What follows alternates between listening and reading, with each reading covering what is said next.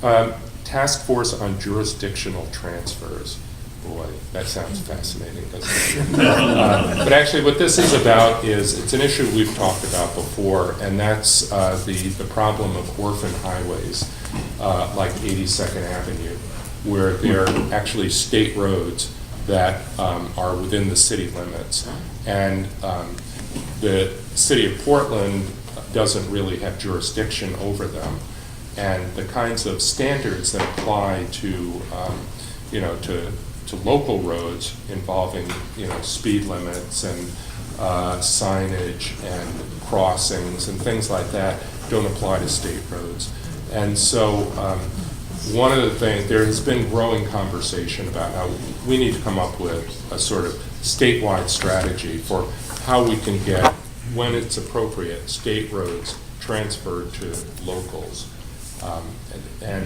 There is cost involved with that, which is partly why we need this task force to figure out what it's going to cost, how to sequence it, how to prioritize, et cetera.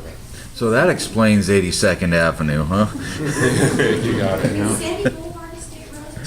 Sandy Boulevard was a state road, but it's transitioning into being a city road, a city street, and that's why you're seeing a lot of construction on Sandy. That was part of the deal with the transfer.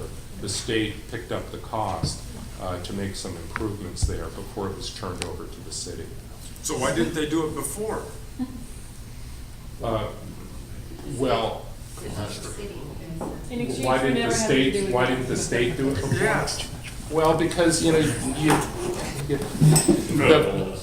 focus of state roads is really on the interurban kinds of areas, and the purpose being to get people from point A to point B as quickly and efficiently as possible. Once you get into a city, it's a whole different ballgame as to what the priorities are, and so that's a big part of it. And also, to be honest, there is some sort of negotiating between the city and the state. Well, where the state maybe won't invest because they want the city to take over. The city, doesn't want to take it until the state has done the improvements. So that's a part of it. What's the makeup of the task force? Oh, I don't remember.